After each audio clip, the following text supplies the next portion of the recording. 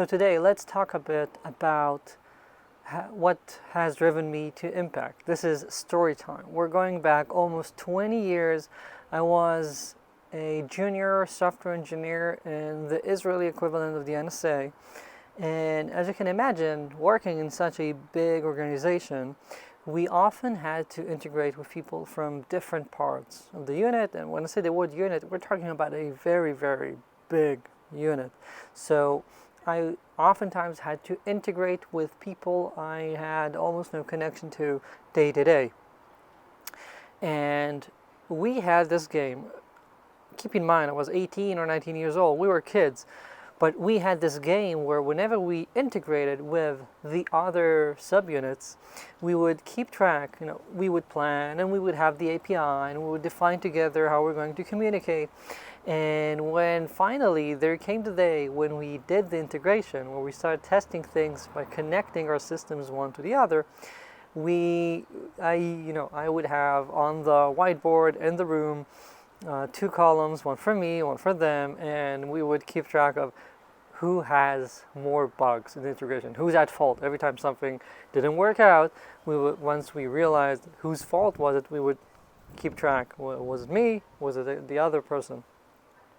And this, I think, is, whilst funny, is such a bad way of looking at things, because I wasn't looking at it from the point of view of trying to get the end result. I was looking at it from the point of view of me checking my boxes, saying I'm fine. Whenever he had an issue, I'd say, you go solve it. That's on you. And I would go and do whatever else. Sometimes work, sometimes not. Fast forward a few months, and guess what? Israel was at war again with Hezbollah, like we have right now. And things actually became urgent. We were working on something where the results actually, I, as a lowly software engineer, could see how much important it was to get results faster.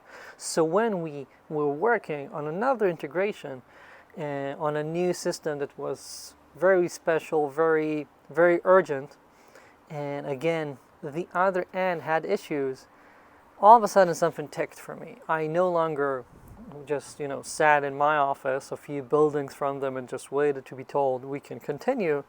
I was like, no, this has to be solved as fast as possible. And I remember messaging him and the internal comms, the other engineer, and saying, where are you located? I didn't even know exactly in what building and room he worked. I'm like, where are you? I'm coming over right now.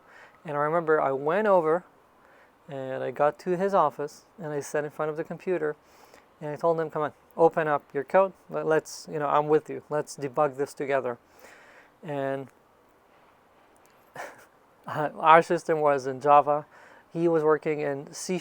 I never in my life have written a line of .NET, so I didn't, I can understand C# because it's similar to Java and C, for example, but I didn't understand a lot. And I remember sitting with him and debugging it with him, and I'm seeing what's happening. And we won't get into the actual debugging, but I found out something that he was handling in the socket code wrong, and I helped him get the TCP packages correctly, etc. And I found out the issue within like 20 minutes. I found the issue. I told him what to do. I'm like, I don't know what's the equivalent, but in C#, but in Java I would now do this and that.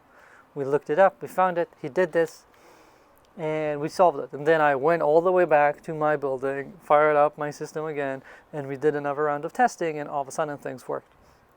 And this has turned into a story we kept telling in my subunit, called, the time Aviv integrated with himself, because I ended up doing both parts of the integration in different subunits, just in different buildings. And the takeaway for me here was how this moment changed something for me for my entire career so far, almost, again, 20 years later, which is that I no longer care just about ticking the boxes, and I don't want to be right. I want to get results done. I don't care if the mistake is mine or someone else's. I want to make sure that the project gets done. And this is something that's so critical and something that I've been helping so many companies teach their people, because I feel that's the only thing worth doing.